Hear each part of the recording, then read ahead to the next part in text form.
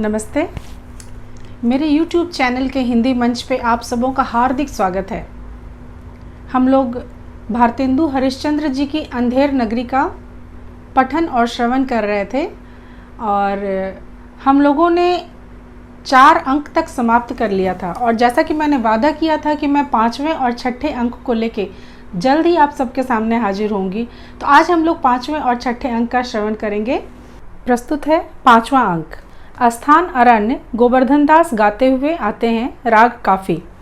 आपको ध्यान होगा कि गोवर्धन दास तो इस अंधेर नगरी में रह के बहुत खुश महसूस कर रहे हैं, क्योंकि उन्हें लग रहा है कि हर चीज़ का मूल्य बराबर है, तो ये कहीं ना कहीं बहुत अच्छी बात है।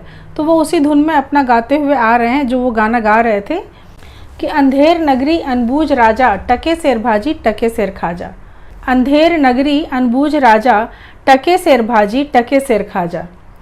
नीच ऊंच सब एक ही जैसे, जैसे पंडित भड़ुए तैसे।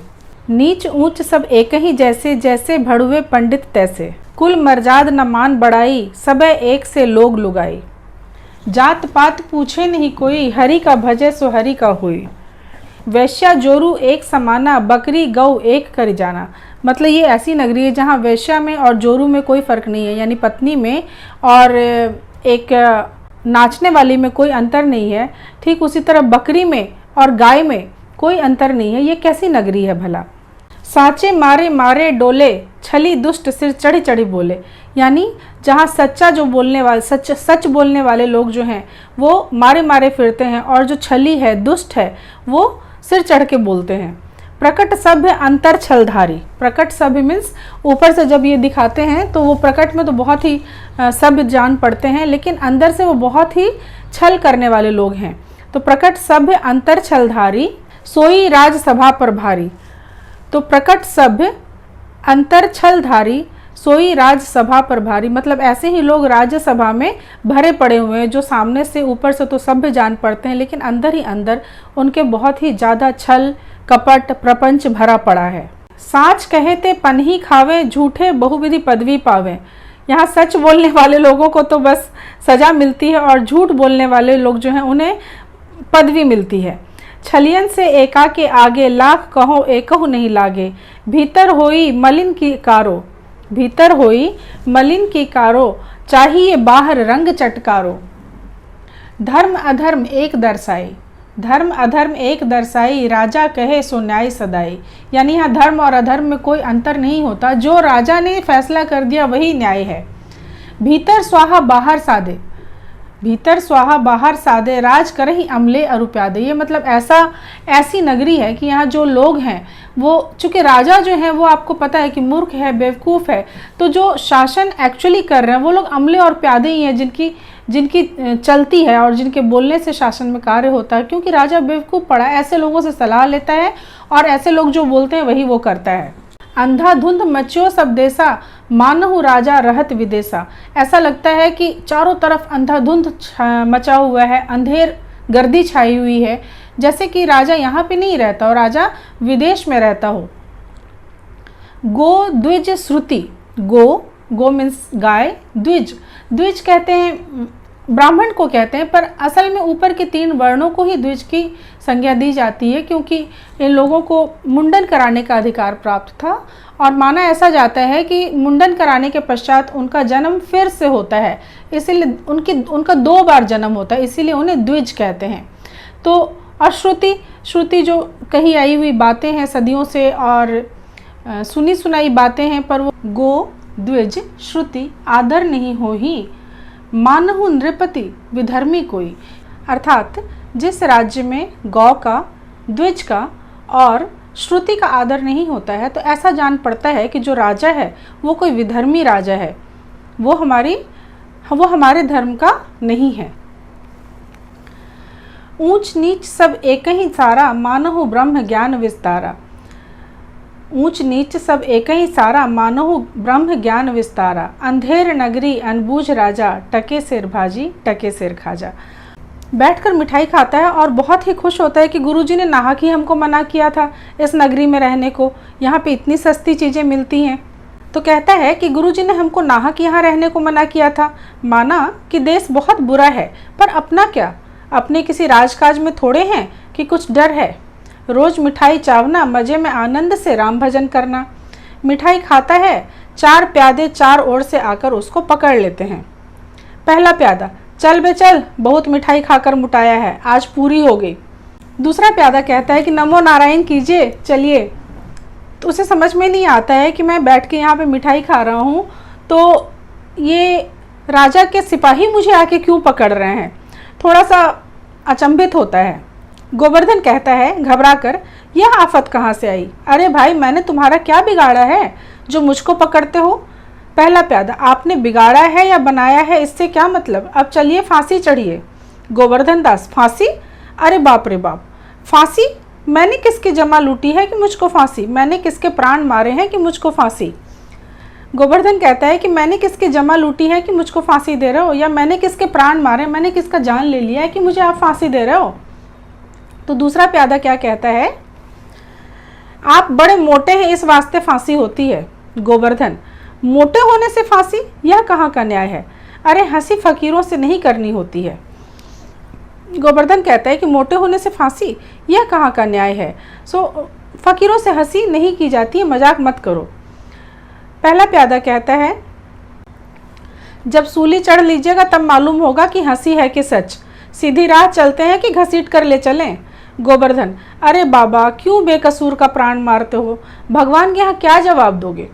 दूसरा प्यादा, भगवान को जवाब राजा देगा, हमको क्या मतलब, हम तो हुक्मी बंदे हैं। गोवर्धन, तब भी बाबा, बात क्या है कि हम फकीर आदमी को नाहक फांसी देते हो? गोवर्धन को ये बात समझ में नहीं आती कि मैं बैठ के मिठाई खा रहा हूँ, मोटा हूँ तो ठीक है भाई, मोटा हूँ, इसमें मैं मोटा हूँ इसीलिए मुझे फांसी दी जाएगी। ये कुछ तार्किक बात समझ में नहीं आती उसे समझ में नहीं आता कि ये किस तरह का तर्क है कि मैं मोटा हूँ इसीलिए मुझे फांसी होगी। पहला प्यादा, बात यह है कि कल कोतवाल को फांसी का हुक्म हुआ था। जब फांसी देने को उसको ले गए तो फांसी का फंदा बहुत बड़ा था, क्योंकि कोतवाल साहब दुबले हैं। हम लोगों ने महाराज से अर्ज किया, इस पर हुक्म हुआ कि एक मोटा आदमी पकड़कर फांसी दे दो, क्योंकि बकरी मारने के अपराध में किसी न किसी को सजा तो होनी जरूर है, नहीं तो न्याय ना होगा। इसी वास्ते तुमको ले जाते हैं, कोतवाल के बदले तुमको फांसी दें। तो आपको ध्यान होगा कि कोतवाल को फांसी की सजा हो गई थी, क्योंकि अब चूंकि कोतवाल साहब दुबले पतले थे और फांसी का फंदा उनके गले के लिए परफेक्ट साइज का नहीं था, इसीलिए किसी मोटे आदमी को पकड़ के लाना था। तो भाई गोवर्धन दास ही आड़े हाथों लिए गए। गोवर्धन, तो क्या कोई मोटा आदमी इस नगर भर में नहीं मिलता जो मुझ अनाथ फकीर को फांसी देते हैं? पहला प्यादा कहते हैं कि इसमें दो बात है, एक तो इस नगर में राजा के डर से कोई मुटाता नहीं है, दूसरे किसी को पकड़े तो वह ना जाने क्या बात बनावे कि हम ही लोगों के सिर कहीं ना गहराए, और फिर इस राज में साधु महात्मा इन्हीं लोगों की तो दुर्दशा है, इससे तुम्ही को फांसी देंगे। तो वो सिपाही जो था वो ये तर्क देता है कि भाई इस नगरी में राजा के डर से कोई मोटा नहीं होता है, और फिर पता नहीं किसी और को पकड़ के ले जाएंगे तो कहीं हमारे ही ऊपर ना प्रॉब्लम आ जाए, और फिर ये नगर ही ऐसा है जहाँ साधु महात्माओं की दुर्दशा है, इसीलिए तुम महात्मा दिख रहे हो तो तुम्हें पकड़ के ले जा रहे हैं। तो भाई मुझे तो किसी खास राज्य का याद आ रहा है, मालूम नहीं आप लोगों को आ रहा है या नहीं, मैं नाम नहीं लूंगी। गोवर्धन, दुहाई परमेश्वर की, अरे मैं नाहक मारा जाता हूँ, अरे यहाँ बड़ा ही अंधेर है, अरे गुरुजी महाराज का कहा मैंने ना माना, उसका फल भोगना पड़ा। गुरुजी कहाँ हो, आओ मेरे प्राण बचाओ, अरे मैं बेअपराध मारा जाता हूँ, गुरुजी गुरुजी। गोवर्धन दास चिल्लाता है, प्यादे उसको पकड़कर ले जाते हैं। गोवर्धन दास चिल्लाता है और प्यादे उसे पकड़कर ले जाते हैं। यवनिका गिरती है, यानी कि 5वां अंक भी समाप्त हुआ, और कोतवाल की सजा जो निर्धारित हुई थी वो अभी गोवर्धन दास को ट्रांसफ़र हो गया, सजा जो है वो ट्रांसफ़र हो रहा है। और क्यों ट्रांसफ़र हो रहा है? क्योंकि फांसी का फंदा मोटा था और कोतवाल साहब दुबले पतले थे, इसीलिए किसी मोटे आदमी की तलाश की जा रही थी, और ये मोटा आदमी जो था वो गोवर्धन दास था, तो उसको सजा देने की तैयारी अब होनी थी। तो यवनिका गिरती है, यानी कि 5वां अंक भी समाप्त होता है। अब हम बढ़ते हैं छठे और अंतिम अंक की तरफ, स्थान शमशान। आपको ध्यान होगा कि इसके पहले का जो स्थान था वो अरण्य था, यानी कि जंगल था, और अब ये शमशान का स्थान है। गोवर्धन दास को पकड़े हुए 4 सिपाहियों का प्रवेश। गोवर्धन, हाय बाप रे, मुझे मुझे बेकसूर ही फांसी देते हैं। अरे भाइयों, कुछ तो धर्म विचारो। अरे मुझ गरीब को फांसी देकर तुम लोगों को क्या लाभ होगा? अरे मुझे छोड़ दो। हाय हाय, रोता है और छुड़ाने का यत्न करता है। पहला सिपाही, अबे चुप रहे, राजा का हुक्म भला कहीं टल सकता है? यह तेरा आखिरी दम है, राम का नाम ले, बेफायदा क्यों शोर करता है, चुप रहे। गोवर्धन, हाय मैंने गुरुजी का कहना ना माना, उसी का यह फल है। गुरुजी ने कहा था कि ऐसे नगर में ना रहना चाहिए, यह मैंने ना सुना। अरे इस नगर का नाम ही अंधेर नगरी है और राजा का नाम चौपट है, तो बचने की कौन आशा है? अरे इस नगरी में ऐसा कोई धर्मात्मा नहीं है जो इस फकीर को बचाए। गुरुजी कहाँ हो, बचाओ बचाओ, गुरुजी गुरुजी। आपको ध्यान होगा कि जब गुरुजी ने मना किया था गोवर्धन दास को कि इस राज्य में मत रुको, तो उसने उनका कहा नहीं माना था। तो गुरुजी ने ये सलाह दिया था कि ठीक है, जब कभी भी कोई समस्या आन पड़े तो मुझे स्मरण करना, मैं हाजिर होऊंगा। तो अब ये समस्या, इससे विकट समस्या और कुछ नहीं हो सकती है कि मिठाई खा के कोई आदमी मोटा हुआ है तो उसको फांसी हो रही है। ये बहुत ही गहन समस्या थी और अब गुरुजी का स्मरण करना बहुत ही ज़रूरी था। सो अब वो गुरुजी कह के अपने गुरु को याद करता है, चिल्लाता है और बचाने की गुहार लगाता है।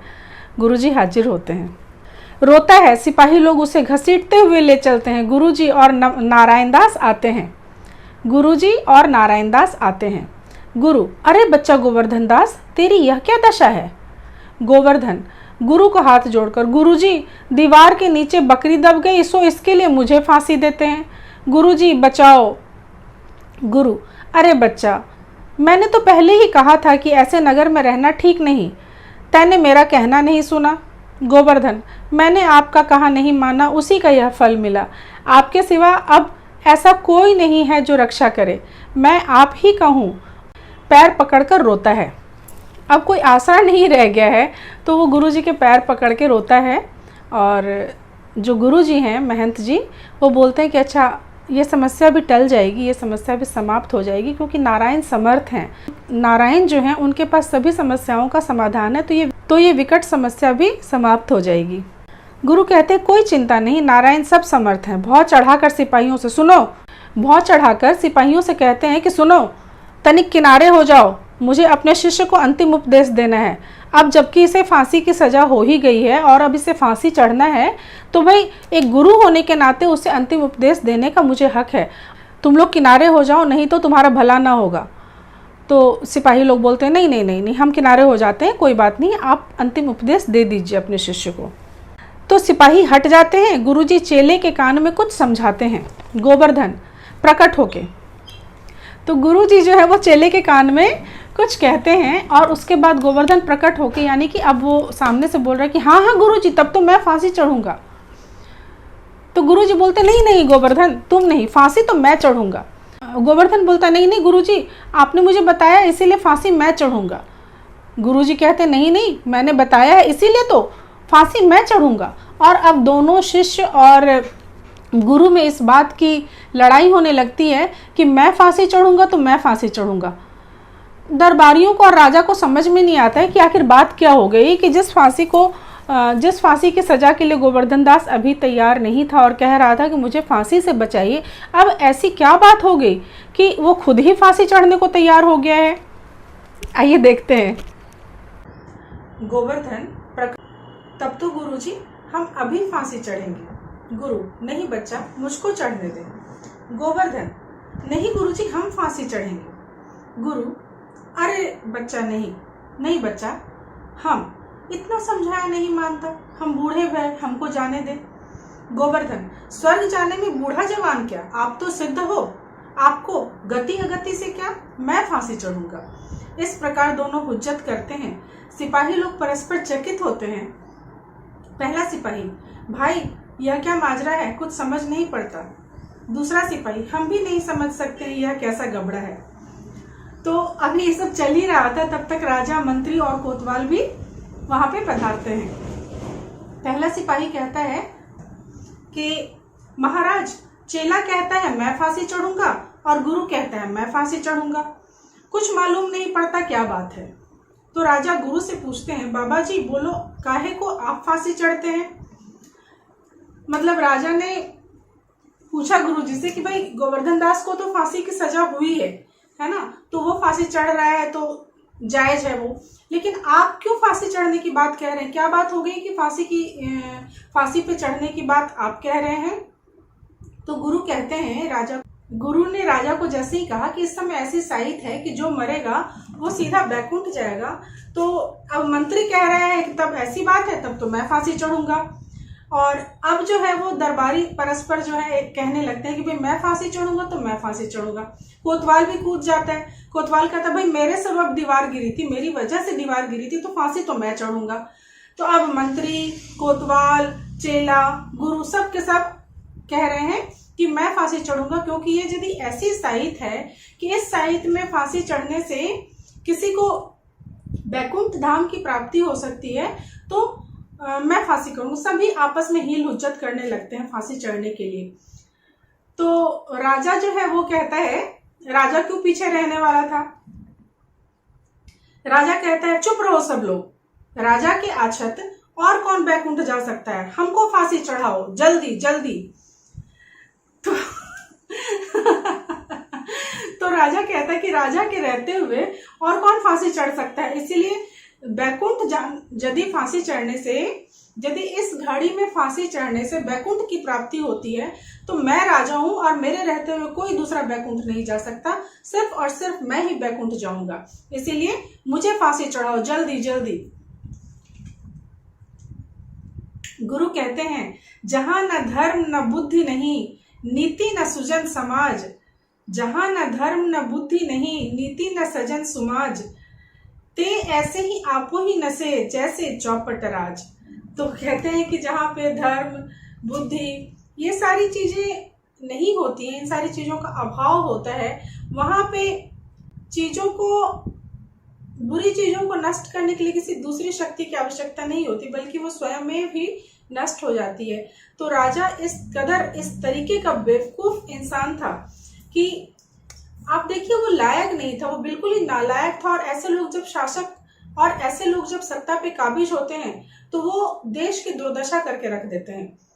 तो ये एक बहुत ही बड़ा, आप समझ सकते हैं कि एक आम लोगों के लिए ये सबक है कि अपने शासक को, ऐसे शासक को चुनो जो देश के लिए भला करे। आप ऐसे किसी व्यक्ति को सत्ता पे काबिज कर देंगे जो उसके लायक ही नहीं है, वो बिल्कुल ही मूढ़ है, तो वो देश का तो सर्वनाश करके रख देगा। तो इस तरह से हमारी ये लघु नाटिका समाप्त होती है। ये भारतेंदु हरिश्चंद्र के द्वारा लिखित एक प्रहसन था जिसका हमने आनंद लिया, और इसे मैंने 4 भाग में पूरा किया है। और इस वाले भाग में मैं उन पहले के 3 भागों का लिंक डाल दूंगी, आप सबको एक साथ देख पाएंगे और आनंद प्राप्त करेंगे। और यकीन जानिए कि जब आप सारी की सारी नाटिका एक साथ देखेंगे तो उसमें कुछ और ही मजा आएगा आपको।